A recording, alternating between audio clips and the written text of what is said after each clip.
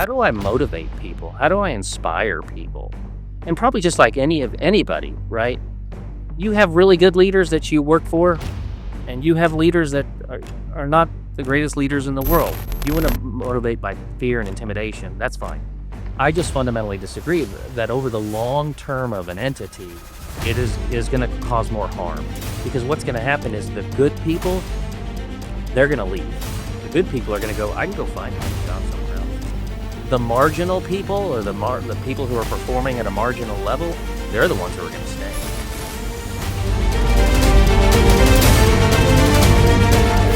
Welcome to this edition of the Business Brains and BS podcast. We are really excited to be joined today by Doug Linehan, the Executive Director of the Oklahoma Tax Commission. So, Doug, thanks so much for being here, man. We enjoy you. We're excited to have you. I'm glad to be here. Thank you very much. You're welcome. So why don't we kick things off with you just telling us a little bit about who Doug is and what his journey was to becoming the Executive Director of the Oklahoma Tax Commission. What I would say is I guess I'll start by saying I never thought I would have this position. When I was asked, I ran into a friend of mine at a grocery store on a Tuesday afternoon at 2 p.m. And she asked me, what do you think about leading the Oklahoma Tax Commission? And I said, I don't think about it. I never have. I don't even know where it's located. And the reason I say that is this is the first, what I say, government gig or public service job I've had. I grew up in the private sector. I was an accountant by training, by education. So I went to work for one of the large international accounting, auditing, consulting firms. And I was there for a while, both in Oklahoma and then back in New York. And then after telling an employer, I was with that entity for about 6.5, 7 years. And after telling, then I got a call from a recruiter saying, what do you think about coming up to Omaha, Nebraska, and for a position with a big food company? And after telling them the chances of me ever taking that a role back in Omaha, and nothing against Omaha because we'd just never been there. We had just moved back from New York, back to Oklahoma City. We were happy. Everything with my career was going well. And after telling them the chance of me ever moving to Omaha are less than 1 in 10, we moved there 3 months later, and we were there for 20 years. And so I had a variety of roles with this food company, anywhere from Director of Financial Reporting, just think of technical accounting, Assistant Controller, Vice President of Finance, Senior Vice President Controller, and then I ended up as the CFO of one of their biggest business unit. And then at that point, how I ended up coming back to Oklahoma was we had a new CEO come in at that particular entity, and Omaha wanted to move the corporate headquarters to Chicago. I wasn't really interested in going to Chicago as far as moving there permanently, because we had always said, my wife and I, if we're going to move again, let's move back home or somewhere closer to home, which is Oklahoma. And so I went to work I actually took some time off. I was asked to teach at Creighton University. I taught at a local community college, some accounting and personal finance courses. I loved that. And then I was asked to join a private equity-owned entity that had just moved their corporate headquarters from Sydney, Australia to Omaha, Nebraska, and they were looking for a chief accounting officer. I said, hey, that sounds fun. Learn something new. All their operations were in Southeast Asia, as I mentioned.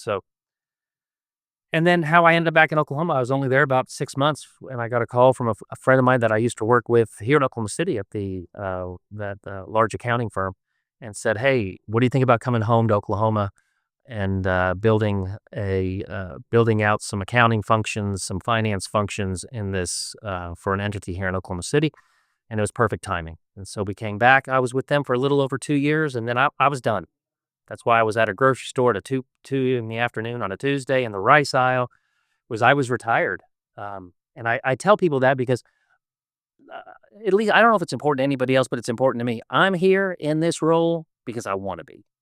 I want to make a difference. I've been very blessed, my career professionally, and given wonderful opportunities.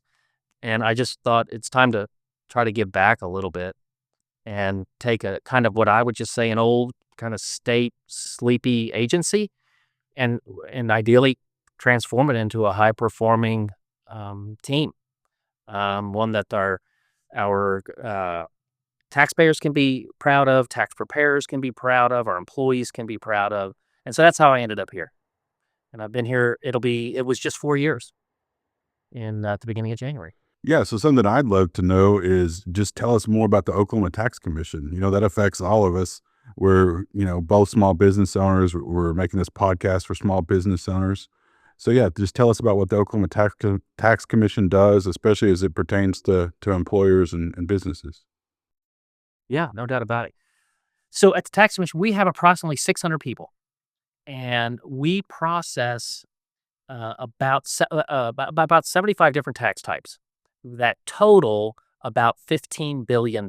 So the big ones are going to be individual income tax, corporate income tax, sales tax, um, use tax.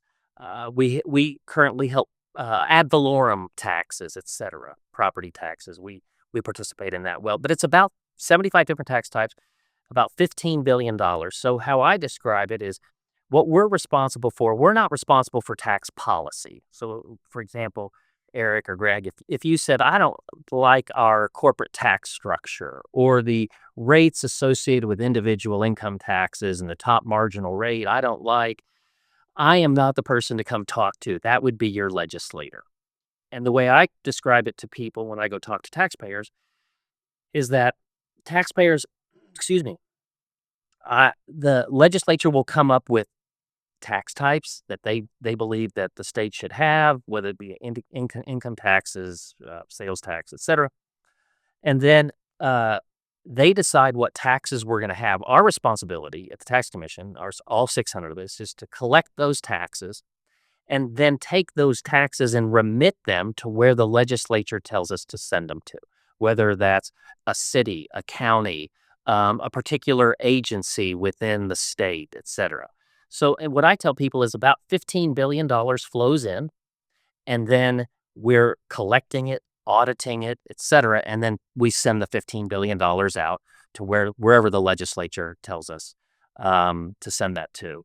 We have 16 divisions that make up the tax commission. Some of those are your typical support divisions, whether they be HR, accounting, finance, etc. And then we have what I just call our operating divisions. Those are the divisions that are actually, we don't manufacture anything, obviously, but what we do is handle all types of sales tax, as I mentioned, or any sort of business-related tax or individual income tax, corporate income taxes, etc. So that's what we really do at the end of it. Not to oversimplify, but that's what we do. Right. Awesome. So as you were talking about your journey, it got me thinking, you've got experience in the private sector, in the corporate world, in education, and now in state government. And you've probably had the opportunity on the way up to experience a lot of different leaders. And now you're in a leadership position, actually having to, lead people. So what are some of the leadership experiences or leadership lessons maybe that you learned along your path? The first group I think I led, and this would have been decades ago, I think I had 6 people. And it just kind of progressed from there. Honestly, I never viewed myself as a leader. When I first started out, I viewed myself, I was your technical accountant. I was your auditor. I came into your business and I audited your business and looked at your financial statements. And that's how I viewed myself. It just became over time, for whatever reason, about every 3 to 4 years, somebody would walk in my office and say, I want to give you more responsibility. I want to have you manage more people, lead more people. And that's when I really began the transition from being focused on a technical accountant, right, and everything that goes along with that, to supplementing that with how do I motivate people? How do I inspire people? And probably just like anybody, right? You have really good leaders that you work for, and you have leaders that are not the greatest leaders in the world.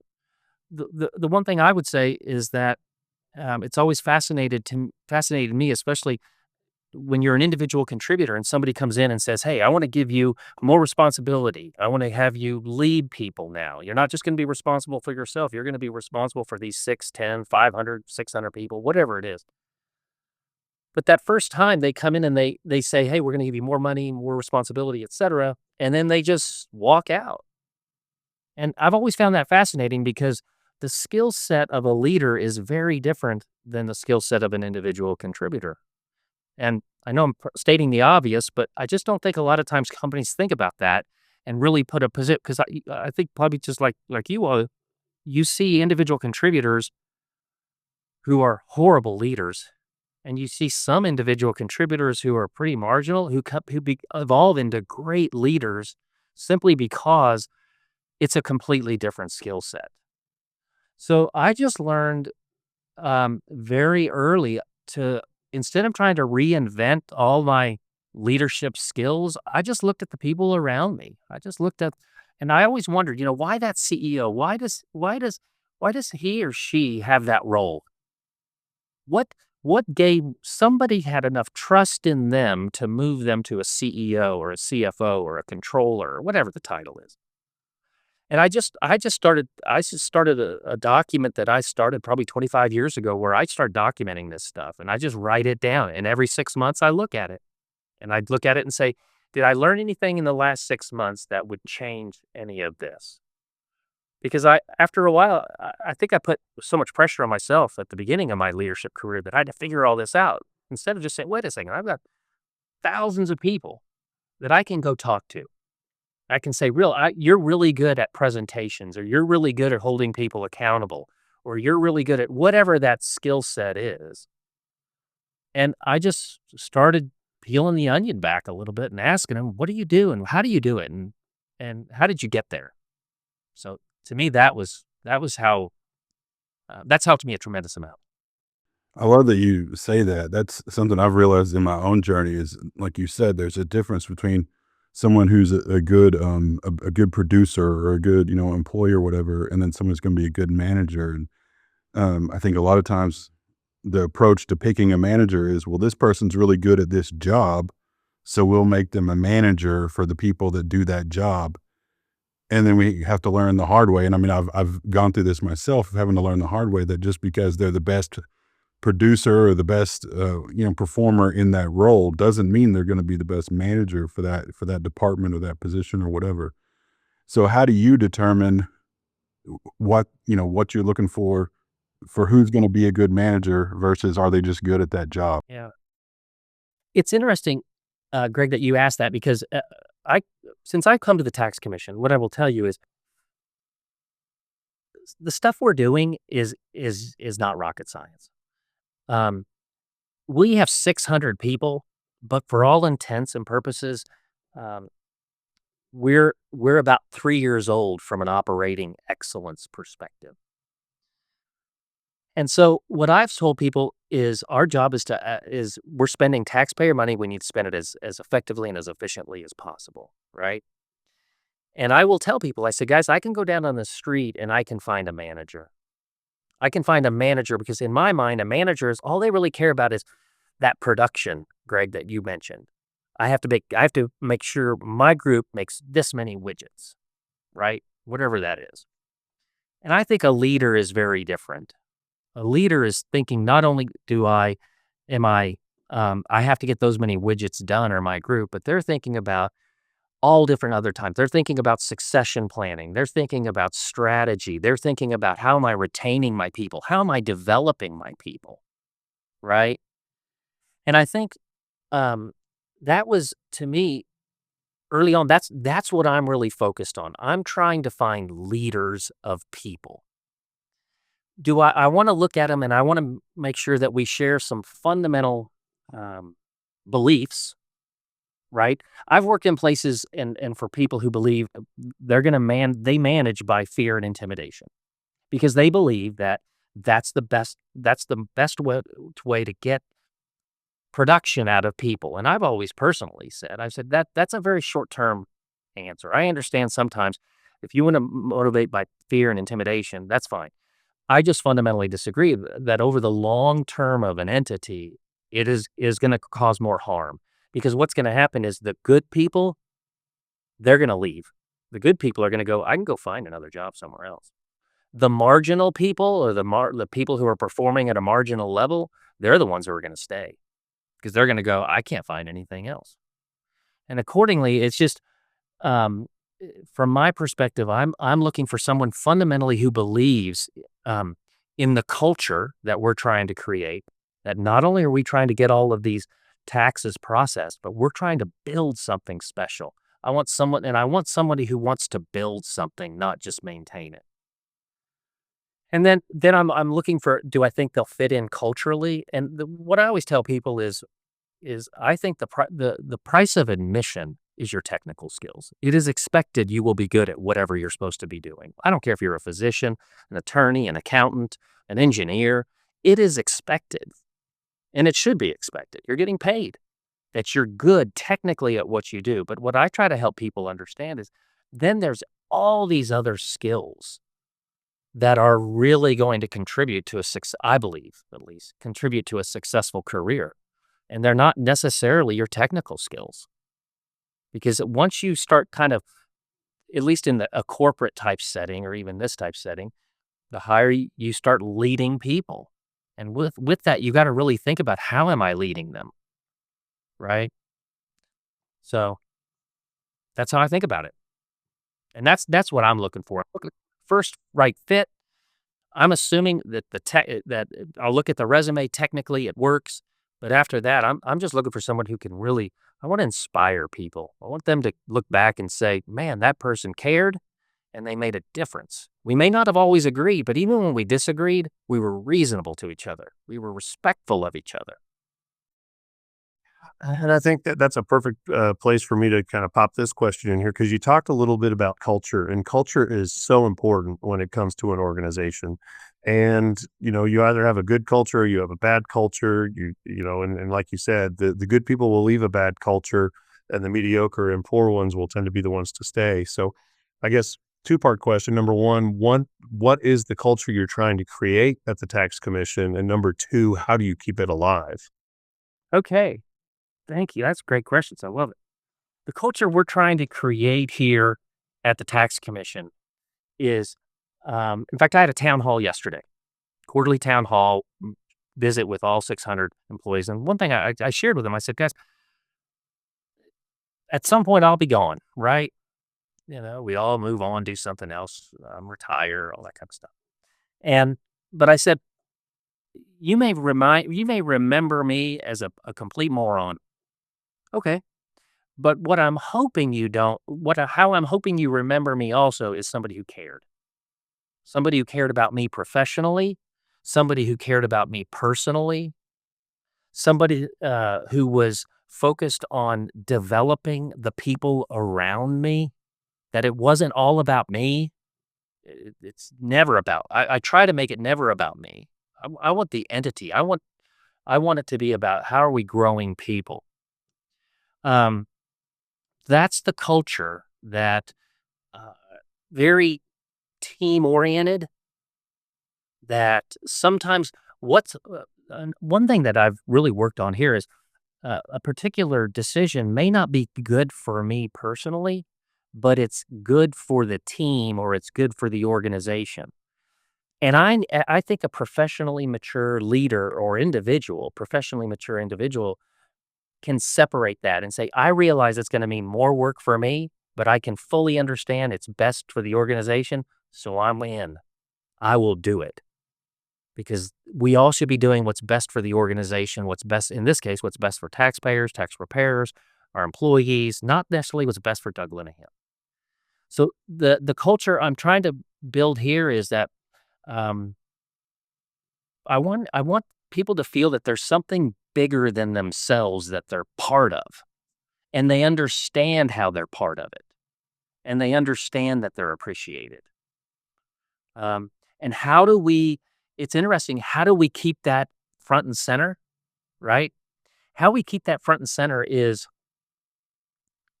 as part of our annual review process, we hold people accountable. One of our core values here at the Tax Commission is being a good teammate. Okay. We have four core values, right? But one of them is essentially a great place to work. It is. One of our core values is a great place to work. And what we did, this is my belief, doesn't mean I'm right. Historically, before I got here, for decades, I believe how it was operated was if you were really good technically at what you did, so you were a really good attorney or tax accountant or finance person or sales tax, you had incredible knowledge. We gave you a free pass and allowed you to act like a jackass to taxpayers and the people around you. Because it was like, oh my gosh, we can't lose. We can't lose Doug Linehan. He knows everything about sales tax since 1912. And I just was very clear when I came in is those days are gone. Because I think a person who is really good technically, but is a complete jackass to the people around them, they they cause more harm to an entity than the value that their technical skills are delivering. So we literally in our annual review process, I am held accountable by my 3 commissioners and everybody in the organization is held accountable. How are we making this a great place to work? How are we helping the people around us? And how are we being good teammates? And so, and we've had, honestly, we had people opt out. We've had people saying, I don't think that's what I'm going for here. Um, but we've also had a lot of people, I think little by little, we're becoming more of an employer of choice. We were top workplaces in Oklahoma in 24, just renamed in 25. And I'm not just saying that's just the whole work of 600 people who are buying into a fundamental premise that we can do better. We can do better for our taxpayers, tax preparers, and we can be better teammates. And that's how we keep it front and center. Honestly, we just hold people accountable.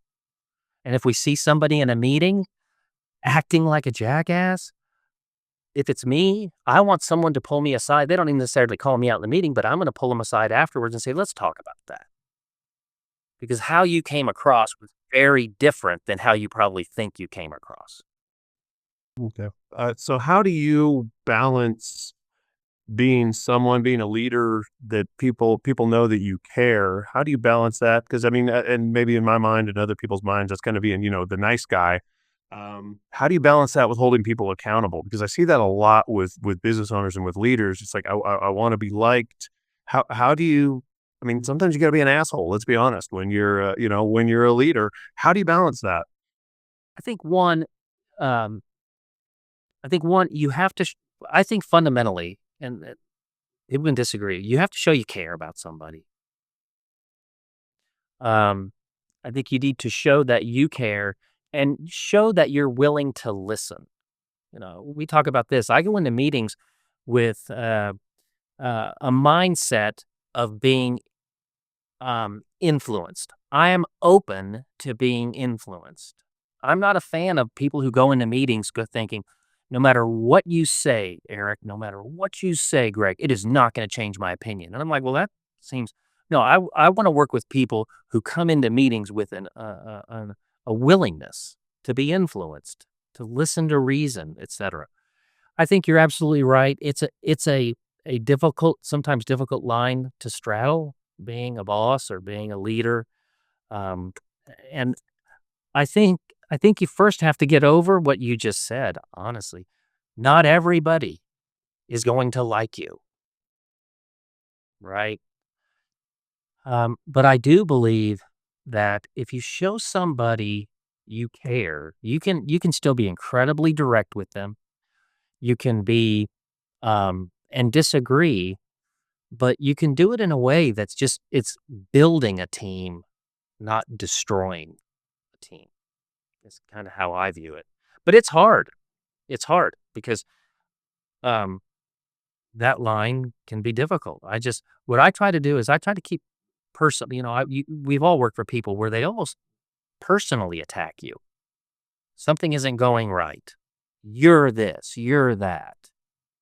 Whoa, whoa, whoa, whoa! Easy there. Let's just keep this respectful, professional. Doesn't mean we're going to agree. Doesn't mean we'll always see eye to eye. Doesn't mean that, you have to make difficult decisions as a leader, who you're going to retain, who are you going to let go. But I think you can do it. I personally believe you can do it in a way that is, people will respect that. And I'm very big on honesty and transparency. If I'm uncomfortable about something, I'm going to express it. If I am frustrated about something, I'm going to express it, but I'm not going to scream and yell and belittle. So I just think that's more causes more harm than good. I think that ties in well too with something you said a while ago about, as the leader, you have to focus on the team and not just how you feel or what you want as the individual, but what's the best for the team, what's the best for the organization. That was a realization I had to come to. I remember the very first time I had to fire somebody, being in that role, and it kind of messed with me. I felt bad about it. And as I was working through it, I came to the realization that this person and the things they were doing was harming the whole organization and having a negative effect on everyone else that works here and putting in a sense putting all of us at risk. Um, and so that's kind of the benchmark that I've used moving forward is if I'm keeping the organization, the group, the thing that we're all a part of, if I'm making that the number one priority, then it becomes about, is this one person a threat to the whole thing, to everyone?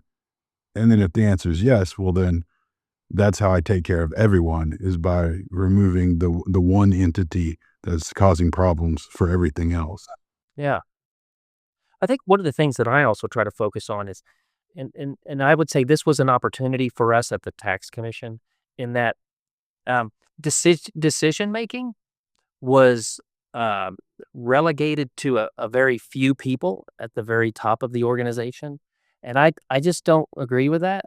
Um, we don't need to get into why unless you want to talk about it, but I want to push decision making to the lowest level possible in an organization. That makes sense.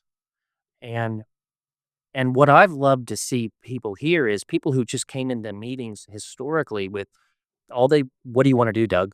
What do you want to do? Now they're coming in with, here's my situation, here's the issue, here's the opportunity. This is what I think we should do. What do you think? And I tell people all the time, we are not going to make decisions based on title here at the tax commission, because just because I have the highest title doesn't mean I should make every decision, because I may not be well equipped to make that decision. I want the person who's most knowledgeable about it to make that decision. And I think originally when we started pushing down decision making and asking people, I tell people, all new hires, I meet with every single new hire group every 2 weeks. I tell them, why are you here? Because I want your brain. I want you to figure out how to make how to make yourself better, the people around you better, the systems, the processes. Don't wait for me, because if you're waiting for me on all the decisions, we're destined for mediocrity. And I think people have begun to embrace that. Oh my gosh, I can make decisions.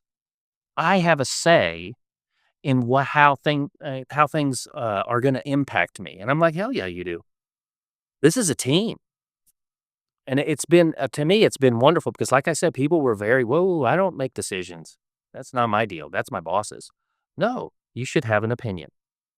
Because I just think critical thinking, decision making is something that's learned over time. I can't imagine, Greg or Eric, every decision you've ever made, you reflect on it and go, those were the best decisions ever. You make bad, I make bad decisions. Hell, I probably made bad decisions this week. But I look at it and go, why was that a good decision? Was it poor? If it was poor, what would I do next time? And I try to learn from it. And that's all I'm asking the people that I work with to do. Don't wait. Don't wait for me to make decisions. Because like I said, one person cannot think for an entire organization. I don't believe effectively. Yeah. No, I think that's fantastic. A lot of times when I'm working with business owners who are in the process of trying to push those lower level decisions down, one of the things I'll encourage them to do is to train their people initially to bring one question and two answers, right? So if they have a question or an issue, they know that they have to come in with, here are two ways that I would handle that. So then that way it allows the leader to see what kind of critical thinking the individual has. It also gives them a chance to say, wow, those are both great. Which one do you want to run with? Go run with it. Or here's a minor tweak. So I think it's a nice way to build that accountability and that ownership too. And I think that's so important for people, regardless of where they work, for them to feel a sense of ownership in their job and what they do. So you mentioned that you sit down with the new hires every other week, it sounds like, just kind of have a conversation with them. And that got me thinking, we're at a very interesting point now. I hear a lot of business owners, a lot of people talk about different generations and how it's hard to find people who want to work, and this generation doesn't want to work, which is funny because I think that, you know, my grandparents' generation said the same thing about my parents' generation. My parents' generation said the same thing about my generation. My generation says the same thing about my kids' generation. But how do you lead an organization with 600 people with, I mean, I imagine you probably have people ranging anywhere from, 65 years old to a new college graduate. So how do you lead those different generations and keep them all engaged? How I think about it is I think an effective leader, and I'm not saying I am, but I think an effective leader doesn't look at however they're going to communicate. I've known a lot of leaders that will only communicate in a way that they're comfortable with. Okay. Whether that be, no, I don't get up in front of people. Oh, I only do emails. I only do this or that. But they sometimes just automatically default to what is, what's the communication style and the leadership style, what they're comfortable with. And I think should be switched on end. I think we should look at, um, what makes the most sense. What is going to resonate the most with my people.